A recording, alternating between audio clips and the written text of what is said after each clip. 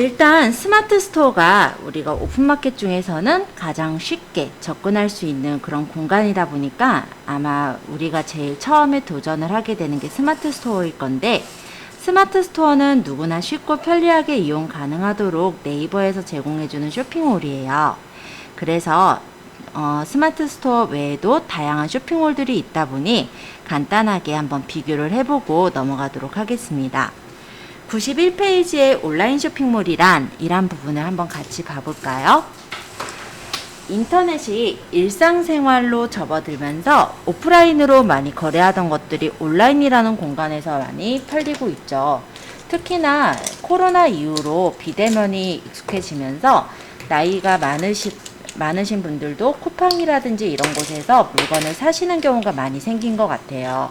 그런 만치 온라인 쇼핑몰은 앞으로도 많이 발전을 해나갈 것으로 그렇게 보시면 될 것 같습니다.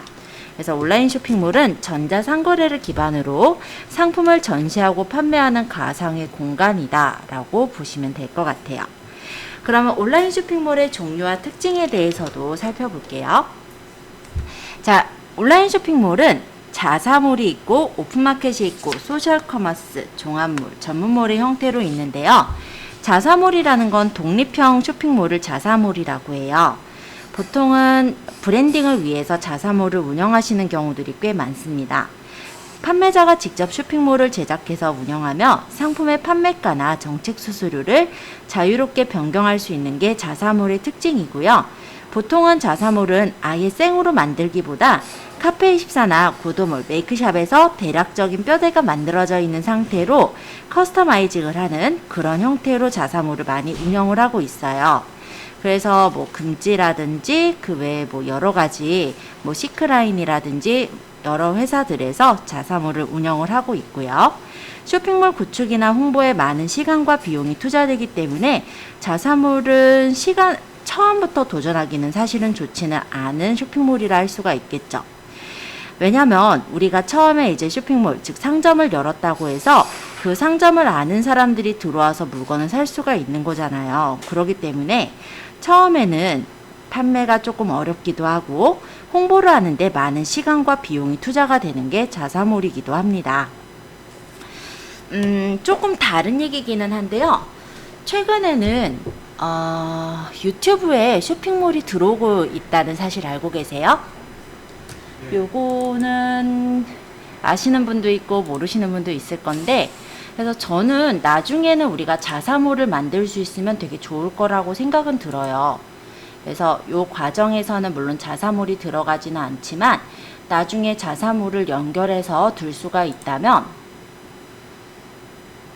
유튜브에서 쇼핑을 이용해서 스토어를 연결할 수가 있고, 이 스토어에 카페24가 들어있거든요. 그래서 내가 만약에 카페24 쇼핑몰을 만들어서 가지고 있다면 유튜브와 같이 연동해서 유튜브로 상품 소개를 하고, 거기서 이제 마음에 드는 사람들이 카페24에 가서 구매를 할 수 있게 이렇게도 연결할 수가 있을 거예요. 그래서 이런 부분들도 나중에는 한번 생각해 보시면 괜찮을 거다라고 생각이 듭니다. 그렇죠. 오픈마켓 수수료가 안 나가죠. 스토어로 바로 가서 하는 거니까. 그래서 최근에는 저한테 그런 문의가 좀 많이 들어오고 있어요. 카페24 쇼핑몰을 만들어 달라고. 네, 그래서 아니면 이제 만들고자 해서 그거를 배우고자 하는 분들도 좀 있으신 것 같고, 요 근래는 좀 그런 상태라고 보면 되는데 아직까지는 딱 네. 네네. 수루페이는 연결 안 되는 걸로 보여요. 그런데요, 그거를 연결을 한다 안 한다는, 저기서 이제 연결을 샵이라는 기능으로 연결하는 거는 안 되는 건 맞지만 다른 방법이 있어요. 그러니까 내가 만약에 유튜브로 컨텐츠를, 그러니까 상품에 대한 컨텐츠를 설명을 해요. 그리고 이거를 마음에 드는 사람은 구매를 하게끔 하고 싶은 거잖아요. 그러면 설명에다 넣으면 돼요. 설명 부분에다가 URL을 넣으시면, 예, 맞아요. 거기다 URL을 넣으시면 URL을 따라서 들어갈 수 있어서 가능은 합니다. 그러니까 원칙적으로 저기 딱 샵에다 넣는 건 안 되지만 설명에다 넣으면 되기 때문에 오히려 간단하게 더 가능하다고 보면 돼요. 네. 뭐 결론적으로는 그렇죠. 네. 자, 어쨌든 말이 조금 다른 데로 샜는데 다시 좀 말씀드릴게요.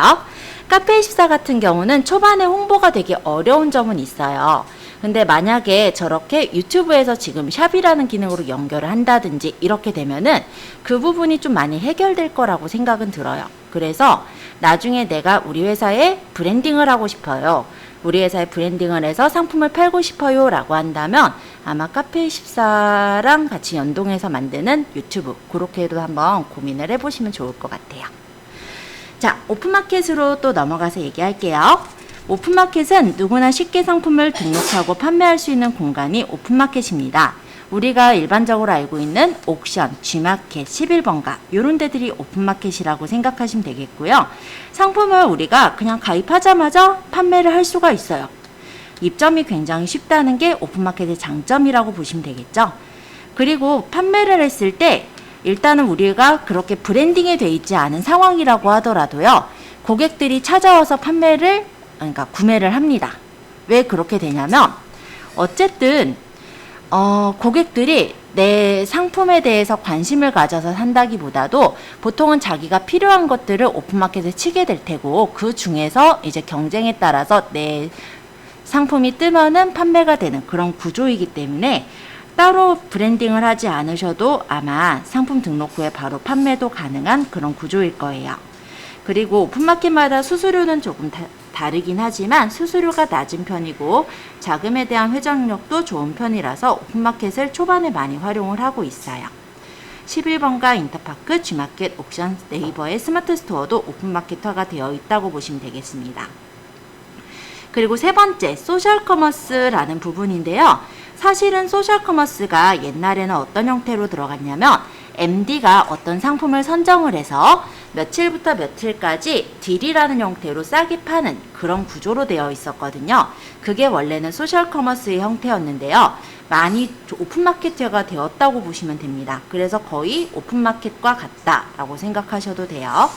그래서 아예 쿠팡 같은 경우 오픈마켓으로 들어갔고요. 티몬이나 위메프도 거의 오픈마켓화가 되어 있다라고 보시면 돼요. 그러니까 물건 올리는 그런 형식은 거의 비슷해요. 자, 92페이지 4번에 종합몰이죠. 오프라인의 백화점이나 홈쇼핑과 연계가 되는 대형 쇼핑몰을 종합몰이라고 해요. 그래서 타 쇼핑몰에 비해서 입점하기가 까다롭고 수수료가 높은 편이며 자금 회전력이 낮습니다. 보통은 신세계몰이나 현대H몰, 롯데온, AK몰 또는 GS샵, CJ 오쇼핑 이런 데들이 종합몰이라고 하는데요. 수수료가 높으면서 자금 회전도 낮는데 사람들이 왜 종합몰로 들어가려고 할까요? 그거는 어떻게 보면은 나의 브랜드를 좀 더 키우기 위해서라고 생각이 들어요. 왜냐면 오프라인에 그냥 일반적으로 판매하는 옷가게가 만약에 백화점에 차려져 있다라고 생각이 든다면 확실히 그 브랜드가 더 크게 느껴지죠. 그런 느낌으로 다가갈 때 종합몰을 들어가기도 한다 보시면 될 것 같고요. 전문몰, 요거는 특정 카테고리나 상품만을 전문적으로 판매하는 쇼핑몰을 전문몰이라고 해요. 그래서 구매자의 의견이나 후기 등이 많고요. 리뷰 관리가 어느 쇼핑몰보다 중요한 것을 전문몰이라고 합니다. 그래서 여기 나와 있는 예제로는 오늘의 집, 10x10, 하프클럽, 패션플러스, 무신사 이런 데를 전문몰이라고 했네요.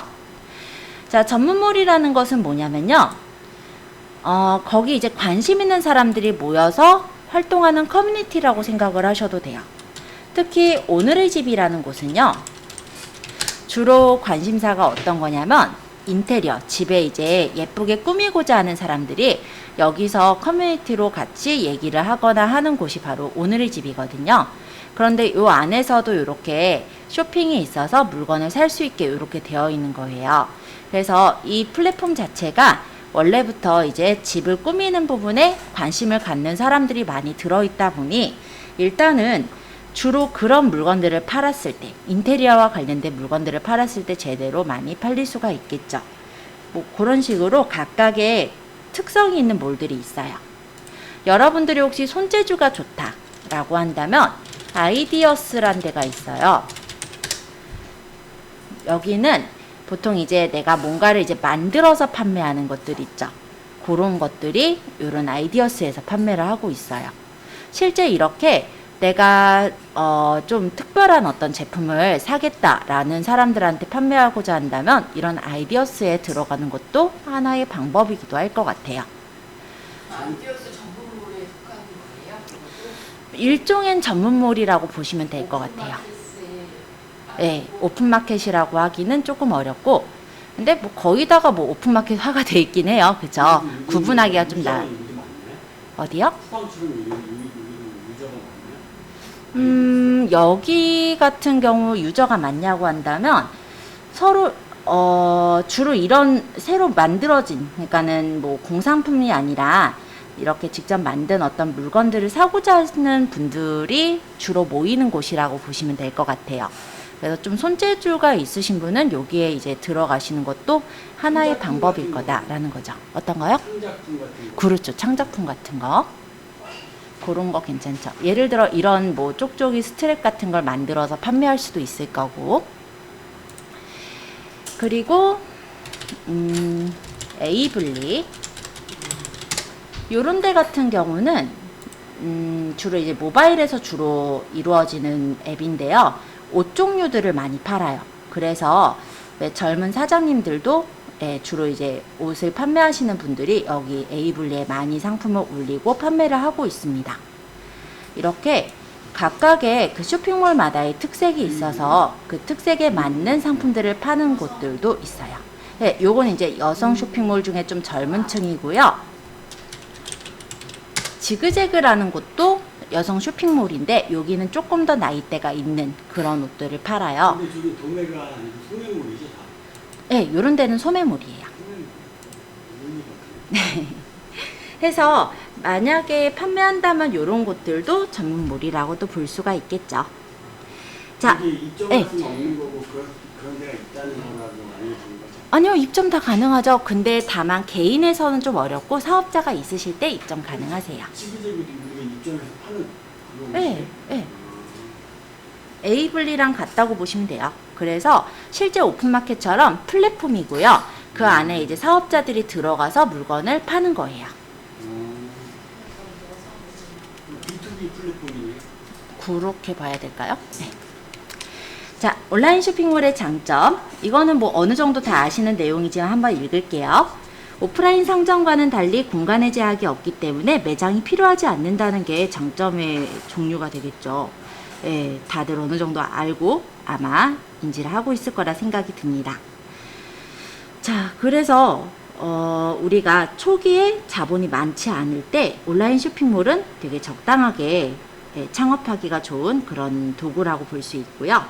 온라인에서 판매되고 있는 가격의 어떤 상품의 가격이나 품질, 브랜드, 신뢰성, 단골, 이벤트 이런 것들이 비교가 돼서 구매를 할 수 있다는 거는 구매자 측의 장점이긴 할 거예요.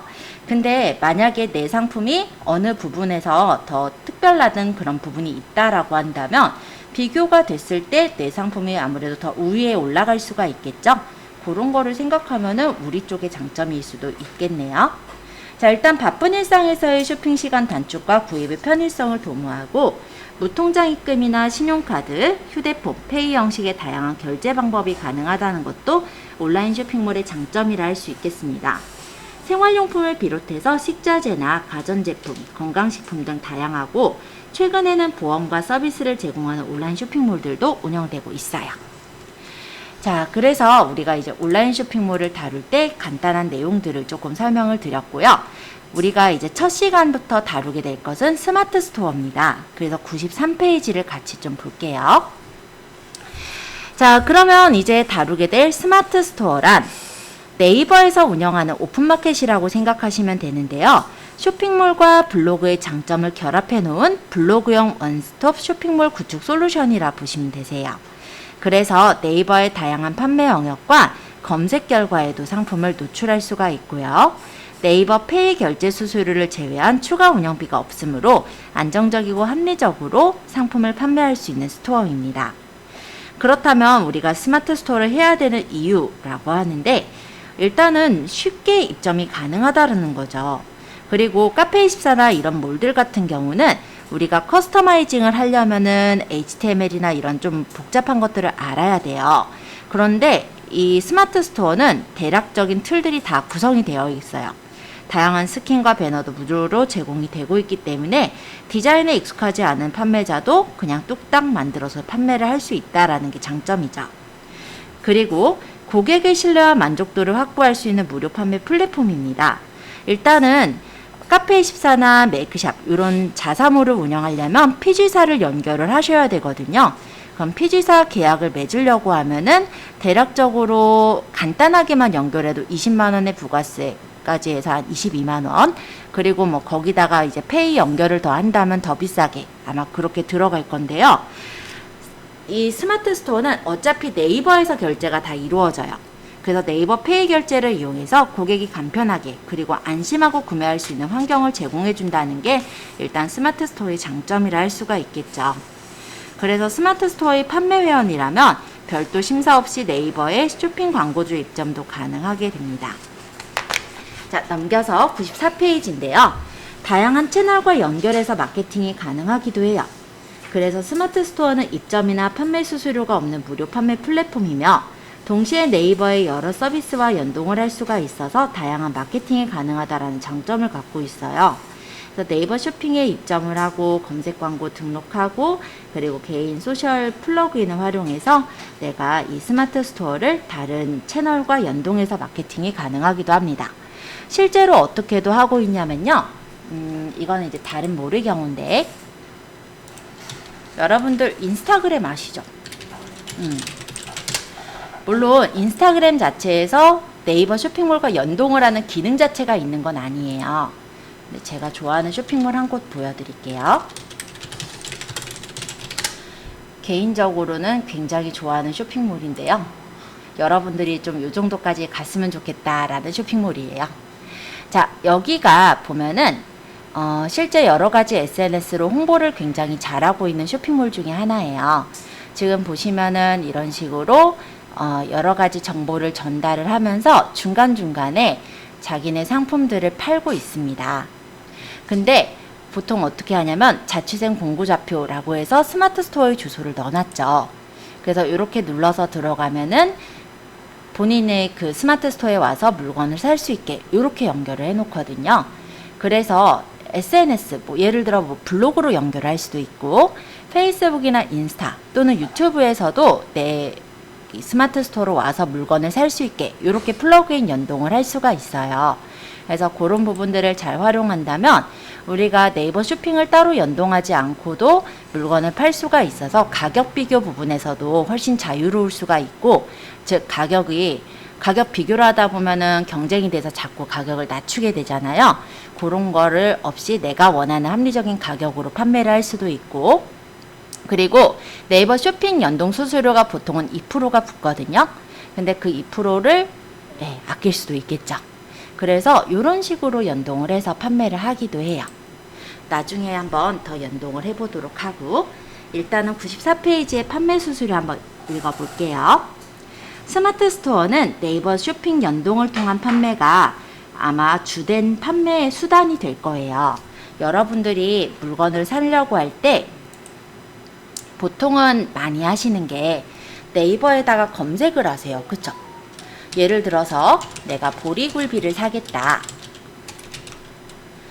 그러면 보리굴비라고 칠 테고 파워링크라는 광고는 광고라는 걸 알다 보니 내가 만약 쇼핑을 하고자 하는 사람은 쇼핑에 가서 물건을 살 거예요. 그쵸? 근데 이렇게 해서 살 때 보시면은 거의 다가 이렇게 네이버 쇼핑을 거쳐서 물건을 사게 되거든요. 뭐 남도어가를 만약 들어갔다. 그럼 이렇게 그 굴비를 살 수 있게 들어와지잖아요. 이 연동을 돼서 만약 여기서 내가 구매를 했다. 그러면은 이 구매한 금액의 2%가 네이버 쇼핑 매출 연동 수수료로 나가게 됩니다. 우리 입장에서요. 판매자 입장에서 봐야 되니까. 그런데 만약에 아까 내가 인스타그램에서 정보를 보고 이거 살래 하고 들어가는 경우라면은 네이버 쇼핑을 연동을 해서 들어간 게 아니잖아요. 그렇기 때문에 그 경우는 독립적인 마케팅 홍보 활동을 통한 판매에 해당이 돼요. 그래서 그 연동 수수료는 무료로 들어가게 되겠죠. 물론 그 안에서 이제 결제하는 것에 대한 건 네이버 페이 수수료로 나가게 될 텐데요. 네이버 페이 수수료는 휴대폰 결제의 경우 3.85%, 신용카드의 경우 3.74%, 네이버 페이 포인트 3.74, 계좌이체가 1.65, 그리고 무통장 입금이나 가상계좌는 1%, 이런 식으로 수수료가 매겨지게 되어 있어요. 자, 그래서 우리가 스마트 스토어를 지금 이제 다루게 되는데, 이 스마트 스토어는 일단 좋은 점이 네이버의 검색 결과에서 내 상품이 더 유리하게 보이게 많은 정보를 준다는 게 좋은 점이라 할 수가 있겠습니다. 아까 제가 보리굴비를 찾을 때도 마찬가지고요. 다른 제품도 하나 찾아볼게요. 네이버에다가 이런 식으로 쳐서 만약에 쇼핑에 가서 물건을 사려고 한다라고 한다면 여기 이렇게 떠 있는 이런 창들이요. 실제 눌러보면은 뭐냐면 스마트 스토어의 창이에요. 거의 이렇게 1, 2, 3등, 4등 이렇게 떠 있는 애들이 얘도 스마트 스토어죠? 스마트 스토어의 창들이 이렇게 뜨는 거예요.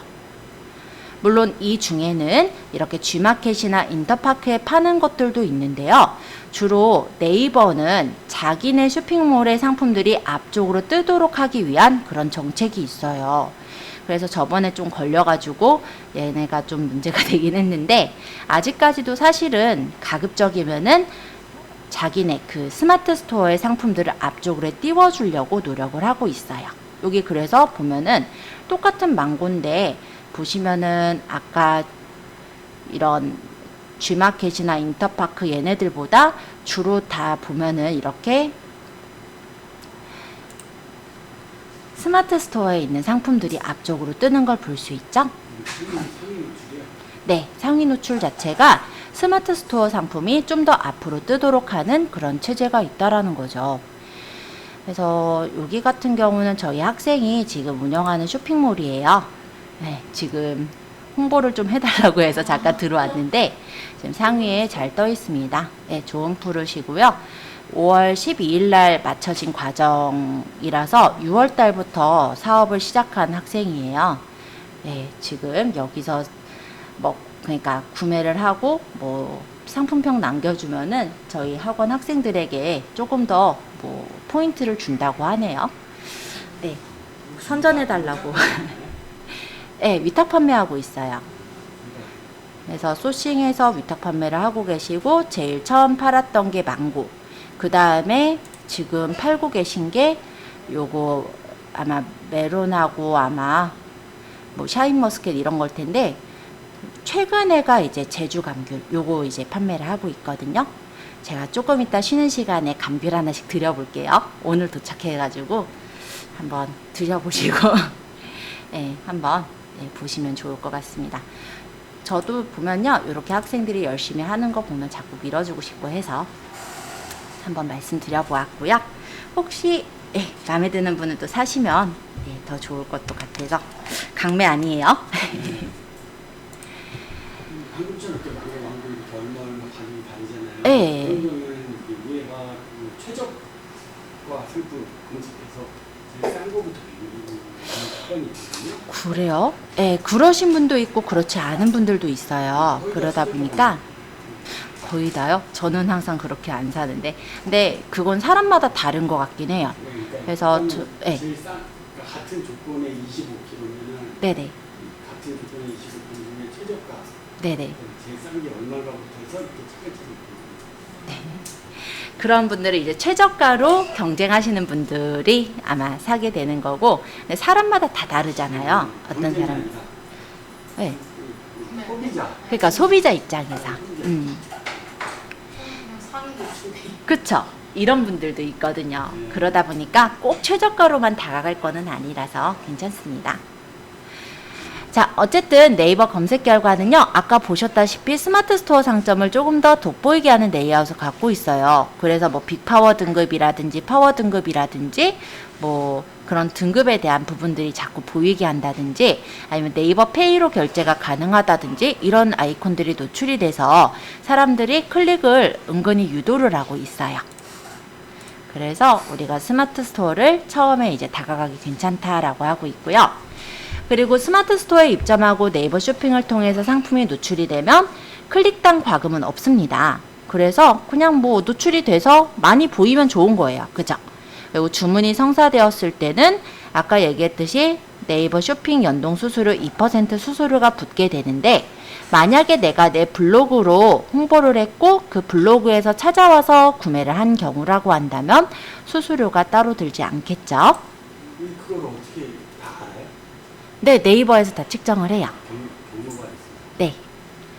그리고 네이버 페이 결제 기능이 탑재가 돼 있다는 것도 되게 좋은 점이기는 해요. 만약 자사몰을 제작하려면 아까 얘기했듯이 피지사 서비스 계약을 해야 되지만 스마트 스토어는 그런 게 필요 없다는 게 장점인데, 이거는 우리의 장점이기도 하지만 고객들에게도 되게 안심되는 부분이에요. 왜 있냐면, 혹시 뉴스에서 혹시 들어본 적 있어요? 어디 내가 이제 최저가로 물건을 사려고 어느 쇼핑몰에 가입을 해서 물건을 샀거든요. 근데 사고 나서 물건이 안 오는 거예요. 그래서 문제가 된 경우가 좀 있었거든요. 근데 보통 이제 자사몰 같은 경우는 보통은 우리가 피지사 결제 계약을 하고 나서니까 물건을 만약에 누군가가 샀다면 한 2, 3일 내로 들어와요, 돈이. 그런데 네이버 스마트 스토어나 옥션, G마켓과 같은 오픈마켓들은 그 돈을 누가 가지고 있냐면 네이버가 먼저 가지고 있다고 보시면 돼요. 그러니까 물건이 이제 결제가 되면은 바로 판매자한테 돈이 나가는 게 아니라 네이버가 일단 이 사람이 구매 확정을 하고 나서 정산을 거쳐서 돈을 주는 그런 형식이기 때문에 일단은 구매자 입장에선 좀 더 안심할 수 있는 그런 루트가 되겠죠. 에스크로 역할을 한다는 거죠. 그렇죠. 그리고 또 좋은 점이 자사몰 같은 경우는 회원가입을 시켜야 돼요. 회원가입을 하려고 하다 보면 귀찮아서 안 해버리는 경우들이 꽤 생겨요. 그러다 보니 요즘은 카카오에 보면은 카카오 싱크로 카카오의 로그인해서 바로 회원가입을 시켜버리는 그런 경우도 있기는 하지만, 그런 것까지 연결 안 한 기본 쇼핑몰에서는요, 일반적으로 회원가입하려면 또 가입해야 돼 이러고 포기하는 경우가 많거든요. 근데 스마트 스토어 같은 경우는 네이버 아이디만 있으면 구매가 가능하죠. 그러다 보니까 매번 가입할 필요가 없다는 것도 스마트 스토어를 사람들이 쓰는 이유이기도 해요. 또, 네, 들어오세요. 또 제 친구 같은 경우도 스마트 스토어에서만 물건을 거의 찾아서 구매를 하곤 하는데요. 그 이유는 스마트 스토어에서 물건을 살 때 포인트를 줘요. 그러면 그 포인트는 우리 그 상점에서만 쓰는 게 아니라 전체 스마트 스토어, 그러니까 네이버의 모든 스마트 스토어 안에서 다 쓸 수가 있거든요. 그러다 보니까 포인트를 얻기 위해서 스마트 스토어에서 물건을 사시는 그런 경우들도 있습니다.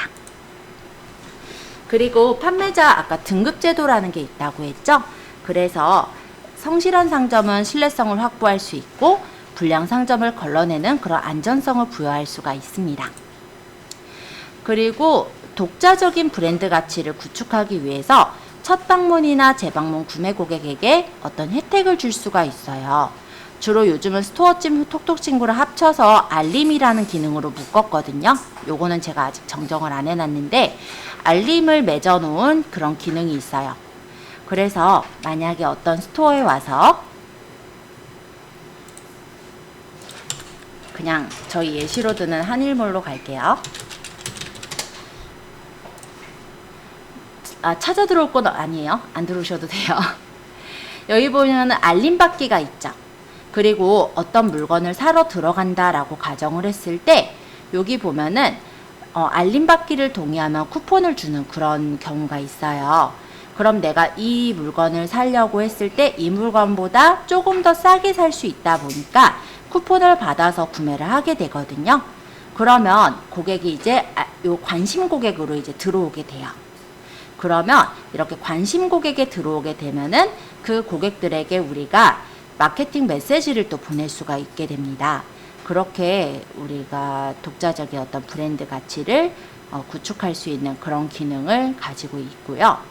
만약에 이벤트나 기획전을 진행할 때도 개인몰은 쇼핑몰 내부에서만 알리지만 스마트 스토어 같은 경우는 네이버 쇼핑에서 연동해서 홍보가 가능하기 때문에 그런 부분들을 생각할 때도 스마트 스토어는 되게 매력적이다 라고 볼 수 있겠습니다. 단점도 있어요. 일단 단점은 구조가 비슷해요. 아까 요것도 그냥 제가 대충 만든 스마트 스토어예요. 실제 운영되는 스마트 스토어는 아니니까 물건 안 사셔도 됩니다. 자, 이거 보시면요. 아까랑 구조가 비슷하죠? 아까 제가 뭐 저희 학생 거 말고 딴 데 들어가 볼게요. 예를 들어 요 농가 살리기란 데 들어가도요. 구조가 비슷해요. 그쵸? 모양이 비슷비슷하게 생겼어요. 예를 들어 요 당근당근 마켓이란 데도 한번 들어가 봤는데 당당 스토어 똑같이 생겼어요. 그죠? 그래서 물론 여기 있는 색상이나 여기 있는 프로모션 이미지를 바꾸는 건 가능하겠지만은 전체적인 구조는 커스터마이징이 어렵다는 단점은 있습니다. 그래서 그런 부분이 좀 아쉬운 점은 있지만 초반에 우리가 스토어를 운영하는 데는 크게 문제가 될 건 아니죠. 그리고 오픈마켓도 미니샵은 있어요. 하지만 스마트 스토어 같은 경우는 약간 미니샵이라는 개념보다 스토어라는 다른 어떤 쇼핑몰이 하나 만들어져 있다라고 생각을 했을 때 오픈마켓과의 약간은 차별화는 있다고 보여집니다. 근데 커스터마이징이 어렵다라는 거는 뭔 얘기냐면 카페24라든지 메이크샵 같은 경우는 HTML이나 CSS를 활용해서 전체적인 구조를 내가 원하는 대로 조금 입맛대로 바꿀 수가 있어요. 근데 얘는 그게 안 된다라는 게 단점이라고는 볼 수 있겠죠. 그리고 요거는 이제 장점에 해당이 될 건데 쇼핑몰 시스템 유지 보수를 위한 전문 인력이 필요하지 않아요. 실제 무슨 문제가 생기면 네이버에서 처리를 해주지 우리가 직접 처리할 일이 없다라는 거는 되게 장점일 수 있겠죠. 근데 만약 우리 쇼핑몰을 운영을 하는데 문제가 생겼다. 그러면 우리가 그거를 다 처리를 해야 되잖아요. 그런 점에선 스마트 스토어가 초반에는 되게 편하게 활용하실 수 있는 몰이 되겠다. 그리고 모바일 연동에 최적화가 되어 있습니다. 그래서 스마트 스토어에서 제공하는 테마는 반응형 웹사이트로 어떤 기종에서도 유연하게 보이는 게 기본이거든요. 그리고 상품을 등록할 때도 스마트 에디터를 통해 쉽게 작성할 수가 있고 PC와 모바일 어느 쪽에서도 동시에 가독성을 확보하고 있다는 게 스마트 스토어의 장점이라 볼 수가 있습니다. 네이버 쇼핑 수수료가 있는데요. 스마트 스토어에서는 네이버에서 12개월간의 결제 수수료를 지원해주는 그런 제도를 갖고 있어요. 이게 이제 스타트 제로 수수료라고 하는데요.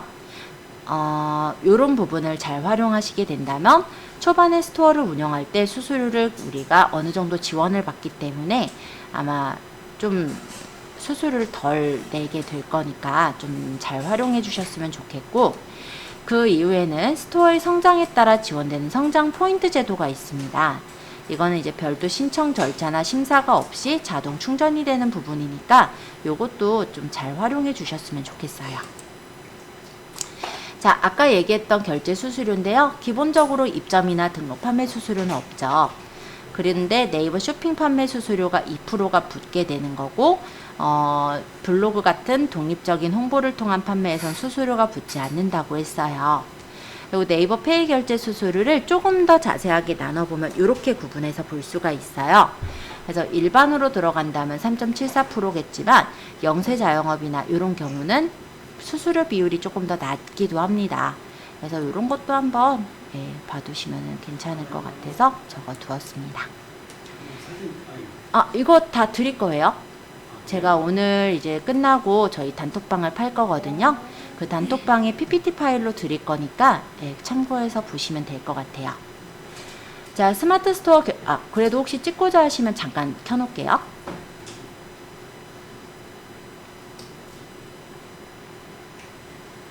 되셨어요? 네. 아까 얘기했던 거 마저 좀 말 좀 할게요. 이 부분이죠. 자, 12개월간 결제 수수료가 무료인 부분은 스타트 제로 수수료라는 제도가 있어요. 그래서 신용카드 결제 수수료 인하가 아니라 아까 네이버 쇼핑 연동 수수료 이런 것들이 있었잖아요. 12개월간 그 모든 결제 수단에서 발생하는 수수료가 무료로 들어가는 게 스타트 제로 수수료라고 보시면 돼요. 그러니까 아까 신용카드만이 아니라 보면은 계좌이체, 휴대폰 결제, 무통장 입금, 그리고 네이버 페이 포인트 이런 수수료들이 들어갔었죠. 요거를 무료로 12개월간 제공을 해주는 게 바로 스타트 제로 수수료라고 합니다. 일단은 무조건 다 되는 건 아니고 신청 가능 여부를 확인하셔야 되는데요. 스마트 스토어 센터에 보시면 판매자 정보의 판매자 등급에서 신청 가능 여부를 확인할 수가 있어요. 일단 연매출 5억 원 이하의 스마트 스토어 창업 1년 미만으로 들어가는 분들, 이 분들을 대상으로 해서 매월에 500만 원의 거래액에 대해서 이렇게 수수료를 무료로 해주고 있으니까요. 이런 거 혹시 기회가 된다면 신청하셔서 약간의 혜택을 좀 보셨으면 합니다. 자, 두 번째로 성장 포인트 제도가 있다라고 했죠. 그래서 네이버에서는 사업 안정성이 확보된 판매자를 대상으로 단계별 마케팅비를 지원을 해주고 있는데요. 요거는 그냥 내가 신청하는 게 아니라 자동으로 떠요. 그래서 매월 10일마다 팝업을 확인하셔서 보시면 될 것 같습니다. 이 지급받는 성장 포인트는 돈으로 인출할 수는 없어요. 하지만 스마트 스토어 고객 마케팅에 사용하거나 광고를 할 때 비즈머니로 사용할 수 있는 결제 수수료를 지원해주는 그런 성장 포인트 제도가 있습니다. 자, 또 스마트 스토어는요, 빠른 정산 서비스가 있어요. 원래대로라면은 우리가 고객이 이제 주문을 했고 배송을 하고 한참 있다가 고객이 이제 구매 확정을 하면 그 이후에 정산일이 하루 정도 거쳐서 정산이 되는 그런 시스템이거든요. 그래서 원래대로라고 한다면 구매 확정 플러스 1 영업일 후에 정산이 되는 거고, 그러면 주문한 시점에서부터 따져서 보면은 정산 기간은 약 9일에서 10일 정도가 걸립니다. 원래는 이렇게 일반 정산이 이루어지는데요. 내가 만약에 상품을 어느 정도 많이 팔고 있는 상태라면은 빠른 정산 서비스를 신청할 수가 있어요. 빠른 정산 서비스는 배송이 완료되면 바로 다음날 1영업일 이후에 100% 정산이 되는 시스템이에요. 고객이 구매 확정 안 눌러도 들어가요? 그렇죠. 이게 낫네요. 훨씬 낫죠. 막 팔아도 막 구매 확정 안 눌러갖고. 네, 한 일주일 걸리고 막 엄청 걸리고 그래요. 구독자님 난리 나는. 네, 맞아요. 자금하지 않는다. 네, 근데 정산 기간은 그러다 보니까 9, 10일 정도 걸렸던 게 4, 5일로 줄어들어요. 이거 어떻게 해요? 이것도 하고 싶은데 무조건 되는 거는 아니에요. 어떻게 해요? 조건이 있어요. 조건이 이게 조건이에요. 뭐지? 자, 일단 거래액은요, 신청월 직전 3개월을 따집니다.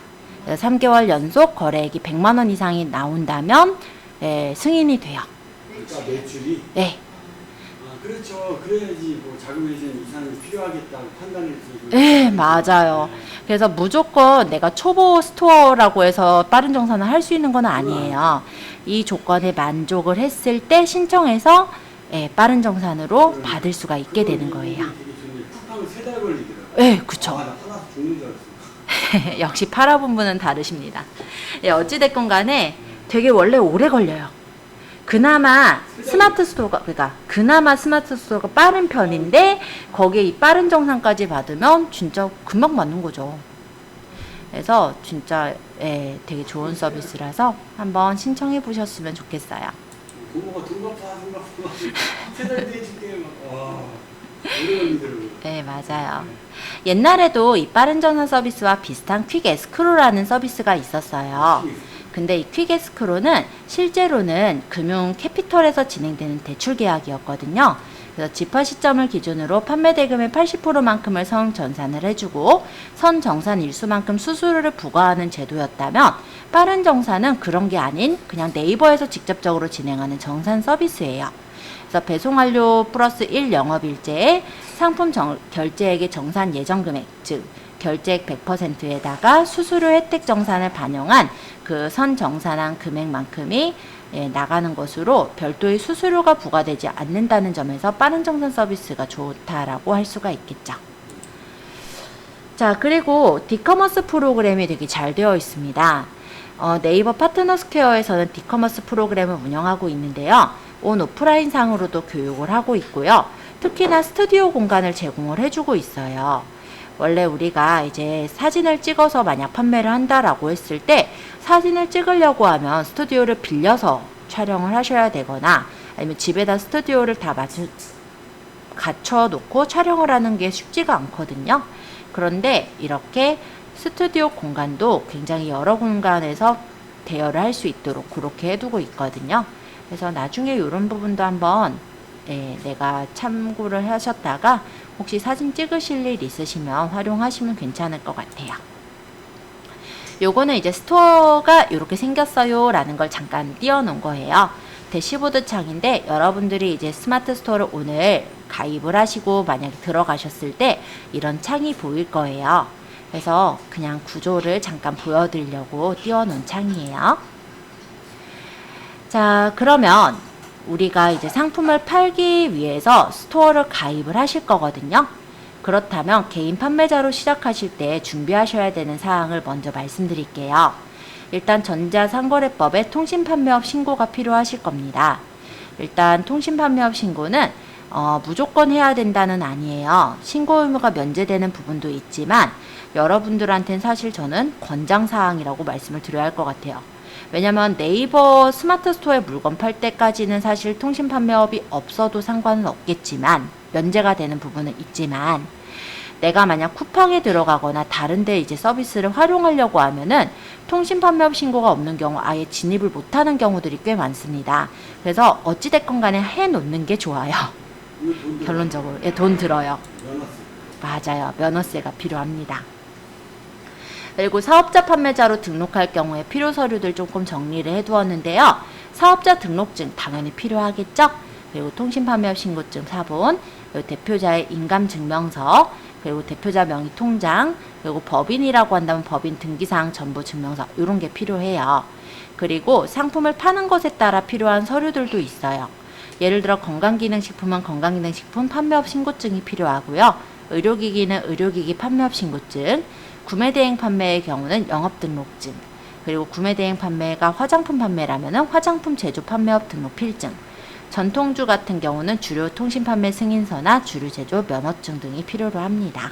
선생님, 건강기능식품 허가했고요. 네네. 의료기기도 허가했고. 네네. 저기 통신판매 신고도 허가했어요. 네. 구매대행 같은 경우에 중국에 있는 타오바오나 네네. 일리파카 거기 거 이렇게 구매대행 하는 거잖아요. 네, 맞아요. 그럼 따로 허가를 또 구청에서 받아야 돼요?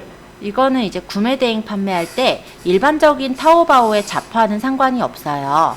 근데 식품을 팔 때, 요거는 화장품 팔 때, 지금 위생허가 돼 있는 거. 예, 그거는 이제 필요하겠죠?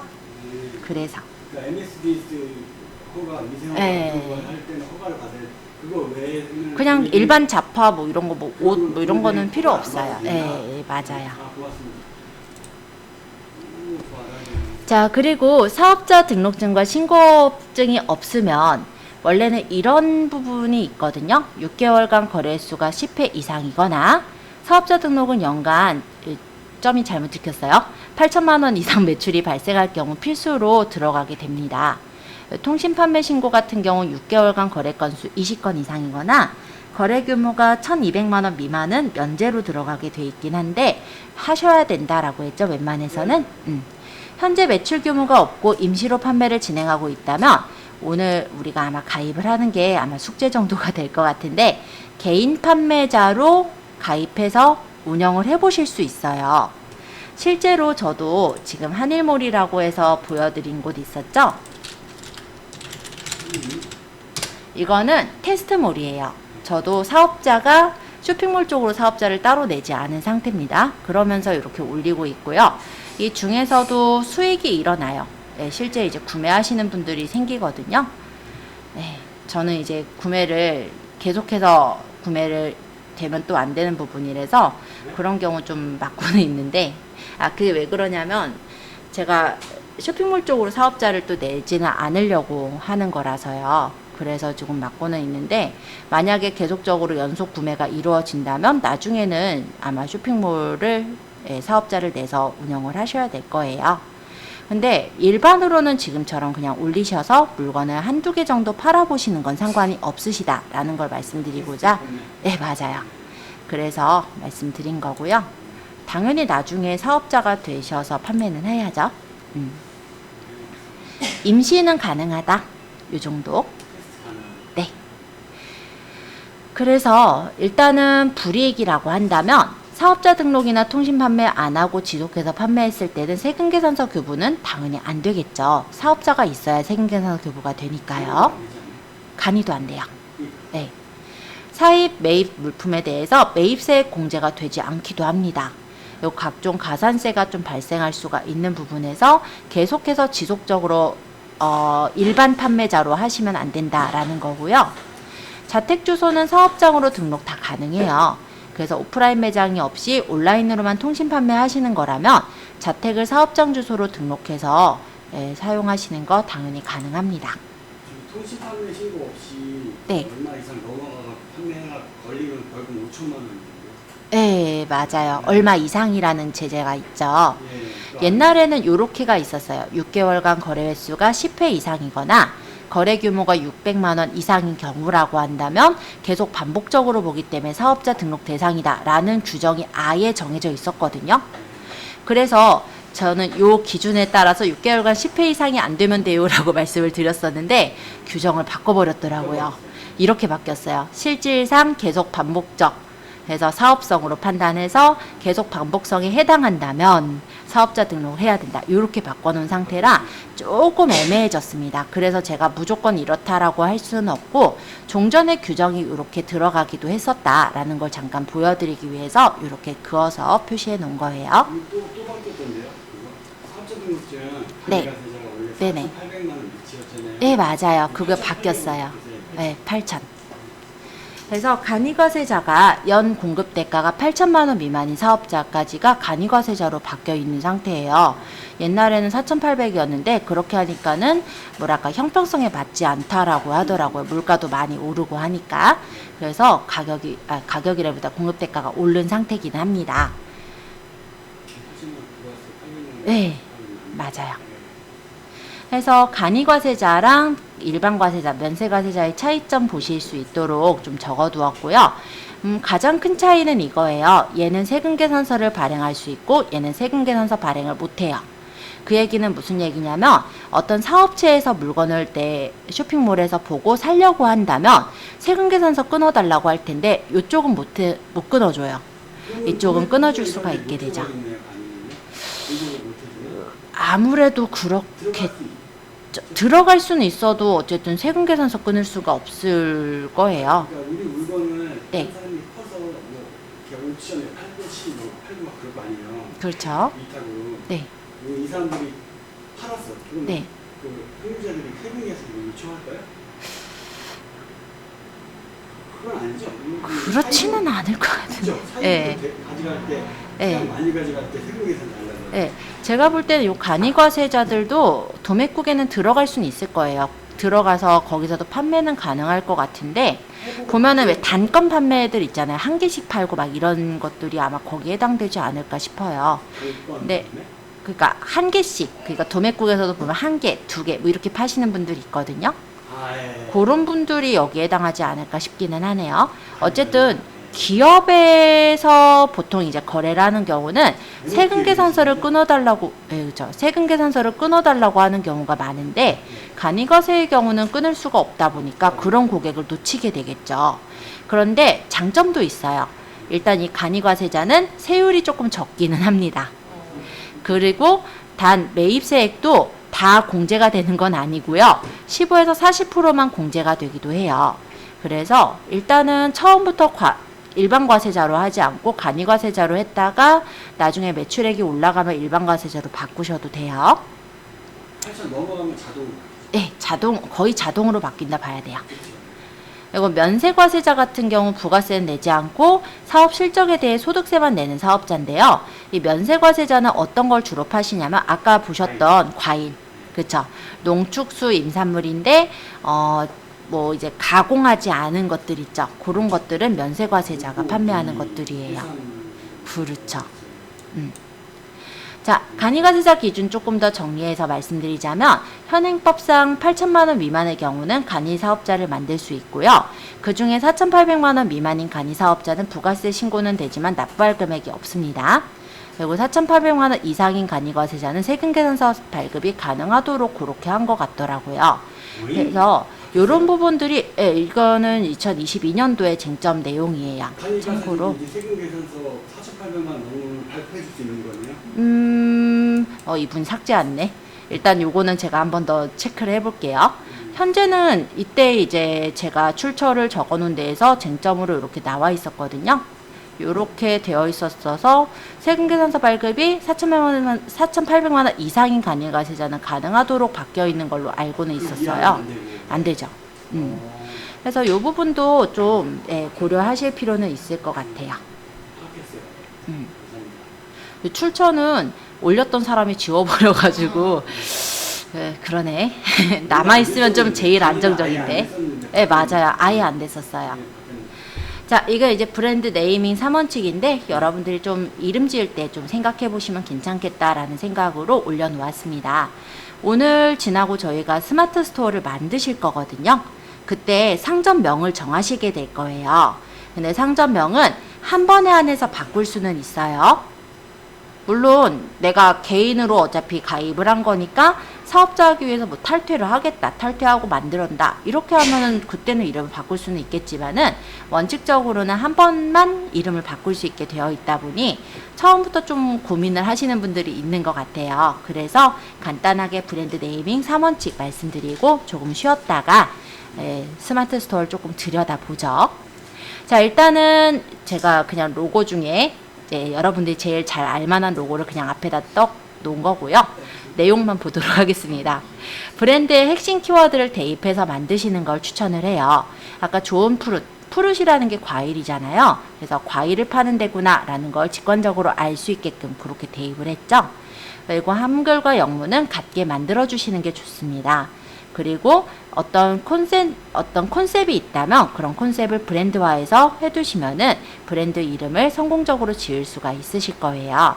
그래서 아마 오늘 이제 지나면서 쇼핑몰을 만드실 거고 그 쇼핑몰을 꾸미면서 단장을 해나가실 거니까 아직은 임시지만 한번 브랜드 네이밍을 한번 해보시면 좋을 것 같다라는 생각으로 올려두었어요.